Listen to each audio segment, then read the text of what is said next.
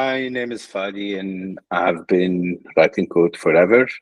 My passion for code started when I was very little, like 9 years old. I was obsessed with robotics, basically from cartoons show. Um, in my career, when doing my graduate studies, I tapped into AI, and then I realized how frustrating it was because at the time there was no processing power and no data, so we couldn't do much. Um, Down the line, I have held roles in corporates. I'm a big open source advocate. I was at Red Hat for a while. I still contribute to a bunch of their frameworks. I've been in corporates, I've been in startups. And recently, about a year ago, a light bulb came up in my head with all of this AI hype. And we decided to tap into a prototype to see how to make AI operational for enterprises. Now, if we look at the evolution of AI and what's been happening lately, and it's a very quick evolution, we're seeing a lot of prototypes being written in AI, but now it's more moving from prototyping to an actual realization where that concept has to be applied, deployed, maintained, monitored. So how to integrate all of this? And if we look at the trend and hype, making AI operational is not very new. For example, JP Morgan Chase implemented a contract intelligence system called Coin in their law firms to review credit agreements and contracts. The system alone would process 12,000 contracts in seconds, whereas it would have taken 360,000 hours of human working time to be able to do all of that. MasterCard as well, they have implemented an AI-driven system to detect fraud and how to recover from fraud in real time. You can see Amazon utilizing AI in their supply chain to forecast product demand, manage their inventory. Google employs AI in healthcare through their DeepMind project, which analyzes medical images and they assist doctors in diagnosing diseases like cancer more accurately. And I'm sure everyone is on Netflix. All of these recommendations are AI based. Starbucks, they created their own model called Deep Blue, which gives you the recommendation, the pricing, what to try, and how to forecast their sales. So this concept is coming more and more and more into life. Now, of course, it has concerns that come with it, but what is the real application of AI and how do we see it operational in the industry? And this is the core of the startup we're building. First of all, a single model will never be enough.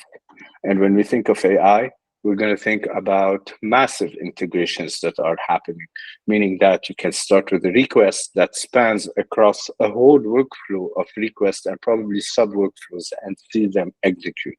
And how do we make that happen? But before making that happen, let's talk a bit about the concerns. Because when integrating AI into enterprises, there are mainly two big concerns.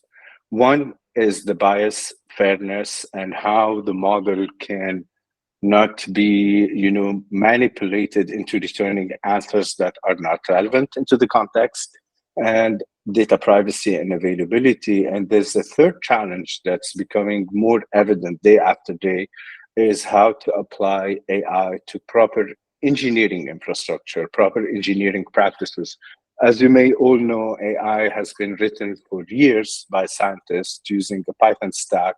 Mainly, it was just concepts, doing one request at a time, trying one thing at once. Now it has to become adaptable to SaaS platform, high concurrency, higher workload. So how do we fix all of that? So these are the main technical challenges in bringing AI to the industry. So it requires now not only AI expertise, product management expertise, fine-tuning expertise, but also it requires very solid engineering principles and understanding. It's no longer a Python script that can run and execute a function. It's actually a bunch of functions that are executing all at once in an orchestrated way to be able to get the outcome we want.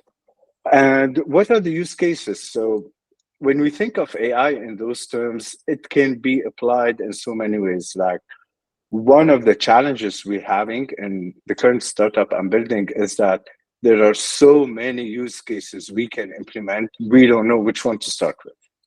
Because when you think of it, we have to build workflows that are very adaptable to the users, that are very adaptable to enterprises, that can be moved in places without creating a lot of data disruptancy. How do we achieve that? And what are the scenarios over there that could happen?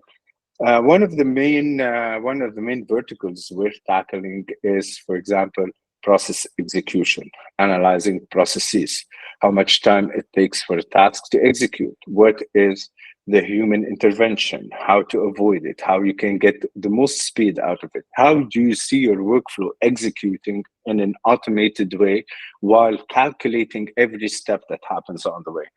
Now, that, of course, is a very tricky question in the LLM world, because LLMs can be not reliable. What about failover? What about retries? What about distributing the load? What about falling back into multiple models?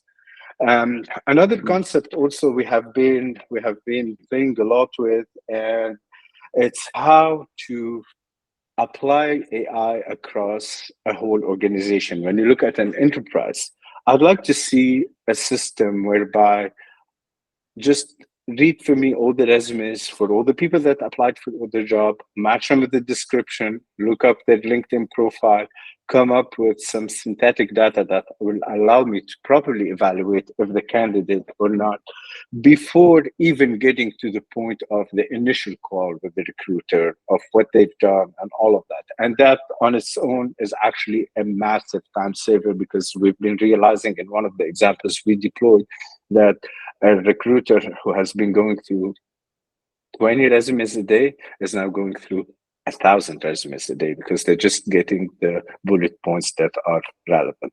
This is one simple use case of what could be done and deployed and actually integrated with AI. Another area, like if you guys have seen the latest model, uh, actually, Devin is one full-blown software engineering model that basically reduced my time writing code by 80%. A fine-tuned Llama model has reduced my coding time on front ends by more than 90%. So these are the operation, how we get to it, how do we create multiple models, how do you fall back, keeping in mind that the big models, the big providers such as OpenAI, Google with their models, all of that, are not 100% SLA. So basically, you cannot rely on them 100% to be able to deliver that data. So you have to always fall back into your own default models and apply it there. And this is the trick of what we're doing. We're taking a lot of orchestrated AI open source models and orchestrating them together to get to the output we want.